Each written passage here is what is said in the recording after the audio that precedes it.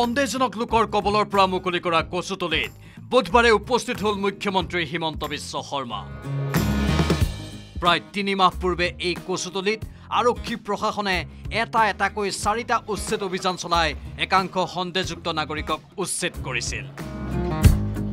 আৰক্ষী প্ৰশাসনে এই কচুতলিৰ পৰা ৯০০ পৰিয়ালক উচ্ছেদ কৰিছিল। মুকলি কৰিছিল জনজাতীয় আবেষ্টনীৰ ১১৭৫ বিঘা মাটি। এতিয়া এই কচুতলিতেই চৰকাৰে স্থাপন কৰিব অসম আৰক্ষীৰ ১০ম বেটেলিয়নৰ মুখ্য কাৰ্যালয়।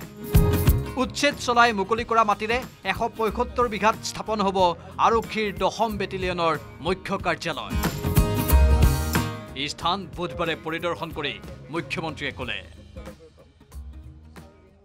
ইয়াত আমি এটা পুলিচ বেটেলিয়ন কৰিম যাতে মাটিখিনি বাকী মাটিখিনি সংৰক্ষিত কৰিব পাৰে আৰু আমি সকলোৰে লগত আলোচনা কৰি অৱশিষ্ট মাটিখিনিও কেনেকৈ ভাল কামত মই এখন মেডিকেল কলেজৰো চিন্তা কৰিছিলোঁ ESICৰ লগত, কিন্তু তেওঁলোকে পলাশবাৰীত কৰিব খুজিছে।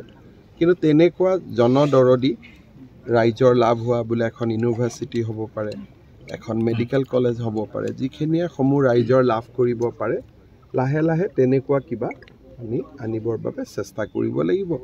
আৰু ভূমিহীন জনজাতি লোক থাকিলে তেওঁলোকক আমি এলটমেণ্টটো দিব পাৰোঁ। যদি কোনোবা ট্ৰাইবেল লেণ্ডলেছ ব্যক্তি আছে তেওঁলোকেও এলটমেণ্টটো ল'ব পাৰে, কিন্তু মাটিখিনি আমি অকণমান ধুনীয়াকৈ সংৰক্ষণ কৰিম আৰু বেটেলিয়নটো আহিলে মাটিখিনি সংৰক্ষণ হৈ যাব।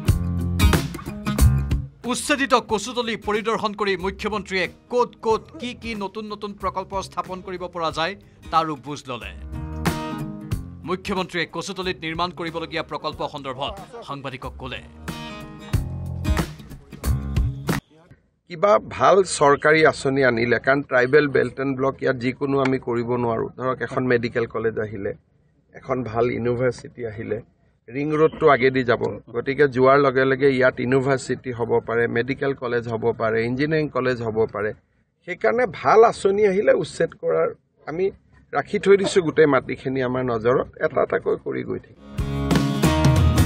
জনজাতীয় আবেষ্টনীৰ মাটি সংৰক্ষণত গুৰুত্ব দি কচুতলি পৰিদৰ্শন কৰি মুখ্যমন্ত্ৰীয়ে ক'লে,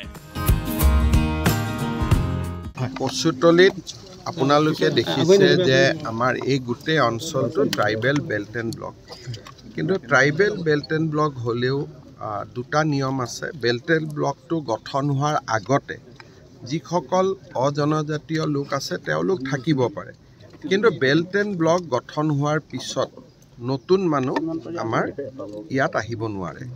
গতিকে যিসকলে ট্ৰাইবেল বেল্ট এণ্ড ব্লক হোৱাৰ আগতে ইয়াত আছিল তেওঁলোকক আমি দিগদাৰ কৰা নাই বা দিগদাৰ কৰাৰ কথা নুঠে, কিন্তু যিখিনি ট্ৰাইবেল বেল্ট এণ্ড ব্লক গঠন হোৱাৰ পিছত ইয়াত আহিলে তেওঁলোকক আমি লাহে লাহে ইয়াৰ পৰা পঠিয়াব লাগিব।